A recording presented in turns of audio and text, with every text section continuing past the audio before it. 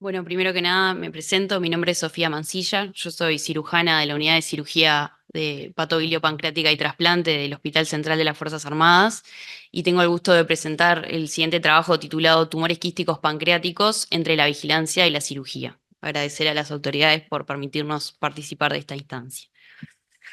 En primer lugar, a modo de introducción, decir que los tumores quísticos pancreáticos son un grupo heterogéneo de lesiones con un espectro que va desde lesiones benignas a lesiones premalignas y eventualmente a lo que es el adenocarcinoma pancreático, que representan un desafío diagnóstico y que ese desafío diagnóstico condiciona o implica justamente llevar a un tratamiento apropiado, que en este caso nosotros estamos hablando de una resección pancreática.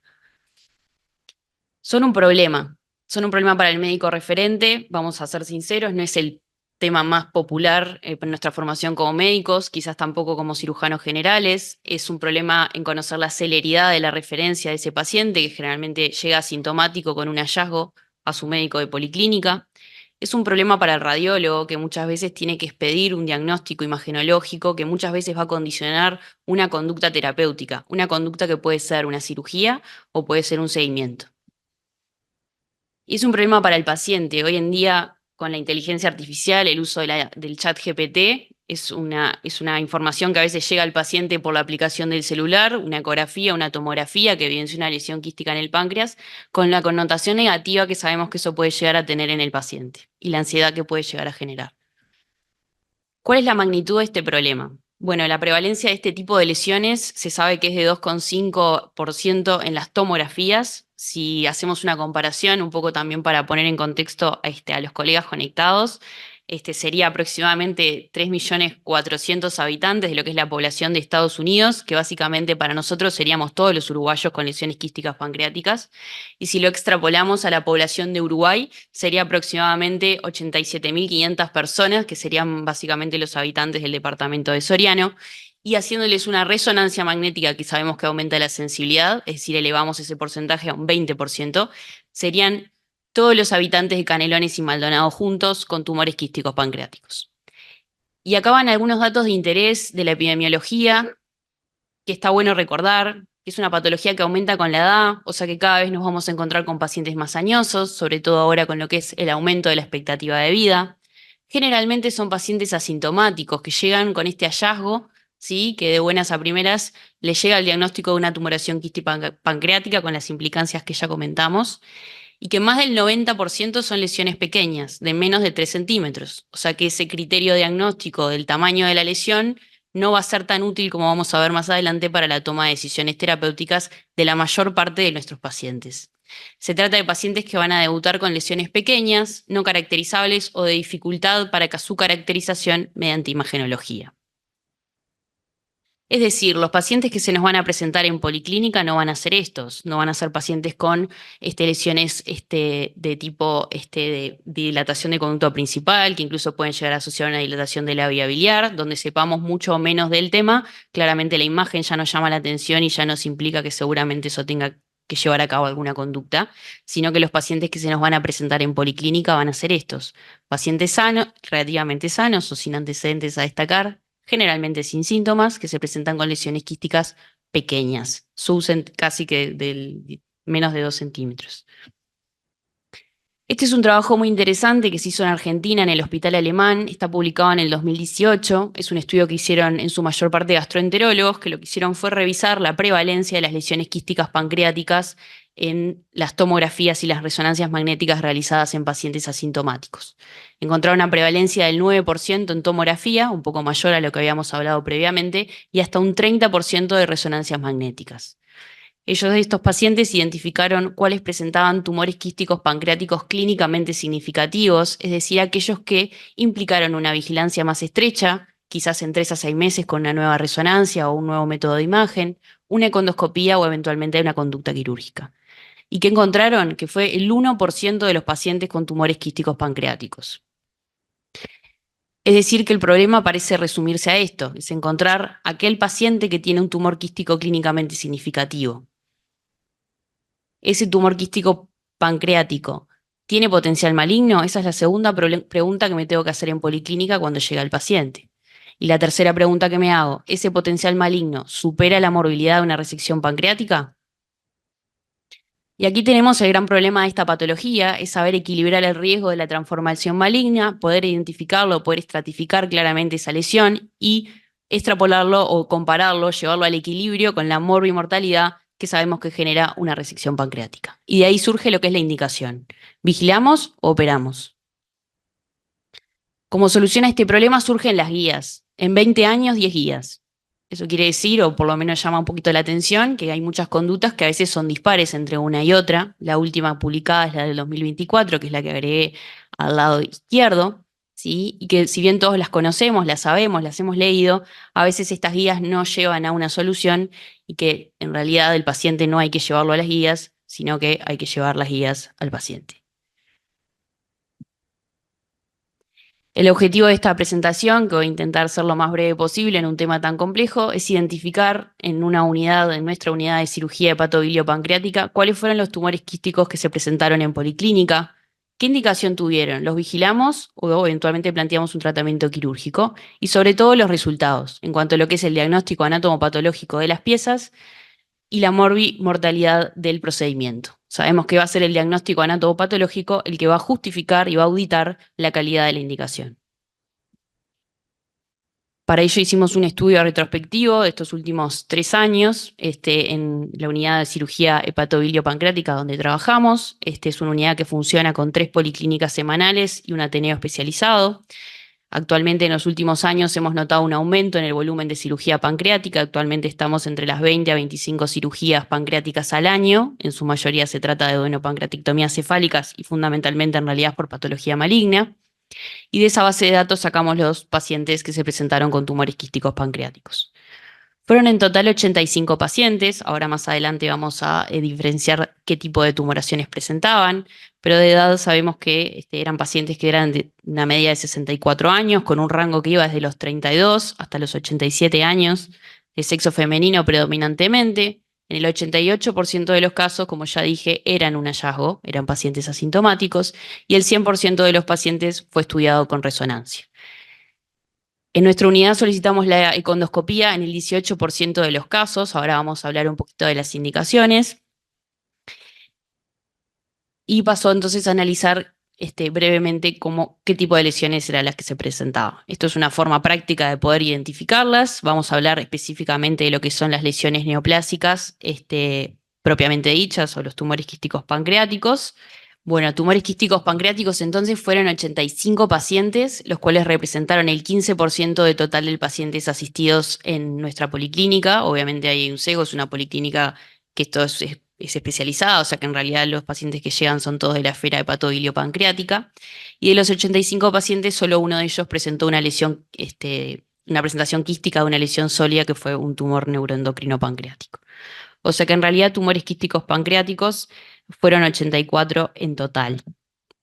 Vamos a identificar el primer paso diagnóstico, 16 pacientes con tumores serosos y 68 pacientes con tumores mucinosos, que es el primer paso diagnóstico porque justamente estos últimos son los que tienen el potencial maligno y que van a representar ese dilema entre eventualmente hacer una vigilancia o proponer un procedimiento quirúrgico. Vamos a destacar de los serosos, que son patología fundamentalmente benigna, pero que sin embargo tienen sus indicaciones quirúrgicas. Bien, de los pacientes con tumores quísticos pancreáticos serosos, fueron operados 3 de ellos, en su totalidad por síntomas, que sabemos que los síntomas están vinculados al tamaño de la lesión. En la imagen vemos el caso de una de las pacientes, una paciente joven con una lesión que se presentó con un cuadro de plenitud precoz, que presentó una lesión quística pancreática de aspecto seroso a nivel corporocaudal, voluminosa, y vemos las imágenes de la pieza y la típica imagen en la pieza anatomía patológica en panal de abejas. En cuanto a las lesiones mucinosas, fueron 67 pacientes, que los podemos simplificar en con comunicación ductal y sin comunicación ductal. Sin comunicación ductal son las neoplasias quísticas mucinosas, como el caso previamente expuesto. Fueron un total de 5 pacientes, de los cuales se operaron 3. Ahora vamos a ver las características. Ahí vemos la pieza con la lesión quística abierta y vemos ahí claramente el quiste abierto con un pequeño brote que era evidencia después en la pieza de displasia de bajo grado. Y luego tenemos las lesiones con comunicación ductal, que son las neoplasias mucinosas papilares intraductales o los famosos IPMN, que representaron la mayoría de los pacientes. De estos pacientes, ¿cuántos se operaron? El 14%, o sea, 12 pacientes fueron operados. 7 IPMN, 2 pacientes con lesiones mucinosas. Vamos a destacar, por eso el asterisco, que los otros 3 eran pacientes que fueron segundas consultas o segundas opiniones y fueron seguidos en sus mutualistas, en sus prestadores, por tanto no fueron operados en el servicio. Y tenemos 3 pacientes que fueron, como ya comenté, operados por lesiones serosas sintomáticas. El primer pilar para hacer la indicación quirúrgica es dividir las aguas entre pacientes sintomáticos y asintomáticos. Los pacientes sintomáticos con pancreatitis, con ictericia, con adelgazamiento, incluso aquellos que presentan enfermedad tromboembólica venosa sin una causa clara, son pacientes de alto riesgo. Es decir, que esos pacientes se manejan fundamentalmente con un protocolo que ahora vamos a ver más adelante, pero se va a considerar pacientes de alto riesgo de displasia de alto grado o de adenocarcinoma invasor. Luego están los pacientes asintomáticos, que como ya dije son la mayoría y son los que representan el verdadero desafío diagnóstico. Respecto a los pacientes sintomáticos, les traigo este ejemplo rapidito y corto. Paciente de sexo masculino, 57 años, agrónomo, 2 episodios de pancreatitis separados por 1 año con una ecografía sin litiasis vesicular, sin clara causa. Se pide en el segundo episodio una resonancia magnética que evidencia un IPMN de tipo 2 de 14 milímetros a nivel corporocaudal. Dado se trata de un paciente sintomático, como ya dije, se ofrece una cirugía, una pancreatectomía distal laparoscópica, que la anatomía patológica evidencia un IPMN de tipo 2 con displasia de alto grado. Paciente sintomático. ¿Qué pasa con los pacientes asintomáticos? Son aquellos que tenemos que intentar lo más posible acercarnos a un diagnóstico anatomopatológico por otros métodos, por imagenología o eventualmente con el uso de la econdoscopía. Todos los pacientes generalmente llegan derivados con ecografía, una tomografía, que es la que valida el hallazgo, y todos son estudiados en nuestro centro con una resonancia magnética, en el 100% de los casos. Contamos con un Ateneo especializado, con una imagenóloga que se dedica a esta patología, y que en el 80% de los casos podemos hacer diagnóstico imagenológico del tipo de lesión pancreática. Obviamente con la resonancia aplicamos los criterios que ustedes ya conocen de las guías, los estigmas de alto riesgo y los elementos de preocupación en vistas a estratificar los pacientes y ofrecer la conducta terapéutica adecuada. ¿Qué pasa en ese 20%? Acá tenemos la econdoscopía, que hoy la mencionaban. Nosotros vamos a decir y vamos a contar también a los invitados que es un estudio que en nuestra unidad lo tenemos disponible, pero recordar que en Uruguay aún no integra lo que es las PIAs, que son las prestaciones del Sistema Nacional Integrado de Salud. Por tanto, en nuestro medio la indicación es selectiva. A nosotros lo que hemos visto es que no nos cambia tanto la indicación de cirugía, es decir, el paciente que se le ofrece un tratamiento quirúrgico es un paciente que no tiene tanto rendimiento en la solicitud de una econdoscopía por todas las consideraciones que ya mencioné, sino que generalmente nos cambia cuando vamos a seguir al paciente. Es decir, cuando buscamos diferenciar un paciente con asintomático, con dudas diagnósticas quizás en la resonancia, entre un paciente que tiene una lesión quística serosa o eventualmente una lesión mucinosa en vistas a definir las pautas de seguimiento. Ahí contamos con la econdoscopía, con punción, aspiración, el estudio del líquido, de los marcadores, todo lo que ustedes ya conocen, destacando que en nuestro medio todavía no están disponibles los marcadores moleculares que sabemos que actualmente se encuentran en estudio para poder caracterizar mejor estas lesiones. ¿Qué pasó entonces en nuestra serie? 69 pacientes fueron del brazo de seguimiento, la mayoría IPMN, que ahora vamos a ver sus características, y 12 pacientes, como ya dije, se operaron. ¿Qué pasó con los pacientes que seguimos? ¿Quiénes son los pacientes que seguimos? Los pacientes que seguimos son pacientes que generalmente tienen una edad media un poco mayor, es verdad, cuando lo comparamos con el brazo de la cirugía. El 100% son pacientes asintomáticos. El tamaño medio de las lesiones es de 17,7, que cuando lo comparamos con el tamaño medio del brazo quirúrgico es de 35 milímetros. Pero cabe recordar que dentro de ese grupo tenemos los pacientes con las tumoraciones serosas, que en nuestro caso medían más de 3 o más de 7 centímetros, por tanto si sacamos esas lesiones porque no estamos sospechando ahí un potencial maligno, encontramos que la media de tamaño de los pacientes que operamos por riesgo de displasia es de 22 milímetros, o sea que en realidad no hay tanta diferencia entre uno y otro. 8 pacientes de los que seguimos tienen estigmas de preocupación, elementos de preocupación, y todos ellos se han mantenido estables, a excepción de 9 pacientes que hemos perdido en el seguimiento por un tema de adherencia a los controles en policlínica y que no han tenido en la totalidad de los restantes cambios en el estatus inicial del seguimiento. O sea, no han cambiado de estar en seguimiento a estar en cirugía. Cabe destacar que esto es un trabajo pequeño, es una serie pequeña. No todos los pacientes arrancan en tiempo cero porque se trata del estudio de los últimos 3 años, pero sin duda es algo que vamos a continuar registrando para justamente poder empezar a sacar más conclusiones a largo plazo. Y estos son los pacientes que operamos. 3 pacientes con lesiones quísticas serosas, sintomáticas, como ya comenté, todas fueron lesiones distales. Se realizó una pancreatectomía distal laparoscópica en todos los casos. Tuvimos solamente una fuga bioquímica en uno de ellos, con una buena evolución posterior. 2 pacientes con tumores quísticos mucinosos, una de ellas sintomático con una lesión de 70 milímetros, bastante voluminosa, y la otra asintomática, pero con una lesión de más de 30 milímetros, ambas también una pancreatectomía distal laparoscópica, sin complicaciones, y que la pieza evidenció una displasia de bajo grado. 4 adenopancreatectomías cefálicas, todas ellas por IPMN tipo 2. Vamos a ver que había 2 pacientes con dolor abdominal inespecífico, una paciente que se presentaba ictérica, eso ya la define como un elemento de alto riesgo, y la segunda paciente con un nódulo de 5 milímetros que también lo define como de alto riesgo, por tanto se ofreció un tratamiento quirúrgico, resultando los 2 primeros en focos de adenocarcinoma invasor y los 2 últimos de displasia de alto grado con una buena evolución sin complicaciones. Y por último tenemos el grupo de los 3 últimos pacientes, que son pacientes que tuvieron 2 lesiones tipo IPMN1 y una lesión IPMN2. Se presentaron 2 de ellos con pancreatitis y a los 3 pacientes se les realizó una duodenopancreatectomía cefálica con una anatomía patológica que evidenció en el primer y en el último caso una displasia de alto grado y en el segundo caso focos de adenocarcinoma invasor. Vamos a destacar que en este grupo es donde presentamos complicaciones. Tuvimos una hemorragia digestiva alta por una úlcera de neoboca en una de las pacientes que requirió una endoscopía para hacer hemostasis con una buena evolución posterior. Y en el último paciente una colección posoperatoria que requirió drenaje percutáneo. Es decir, que si analizamos el diagnóstico anatomopatológico, 9 de los 9 pacientes que se operaron con planteo diagnóstico de lesiones de potencial maligno presentaron displasia en la pieza de resección y en 2 casos presentaron focos de adenocarcinoma invasor.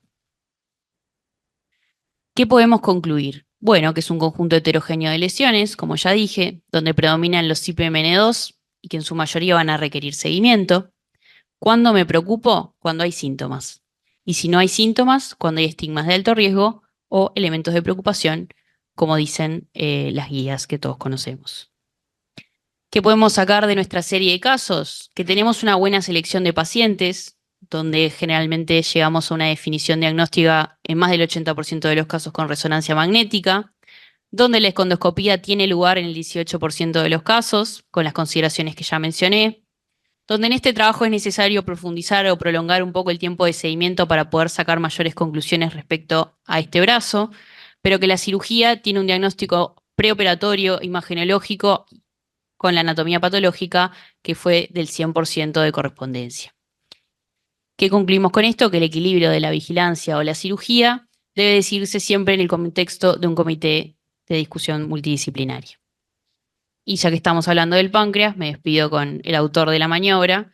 El cirujano es un médico capaz de operar y que sabe cuándo no debe hacerlo y cuándo debe hacerlo. Le voy a agregar ahí. Muchas gracias.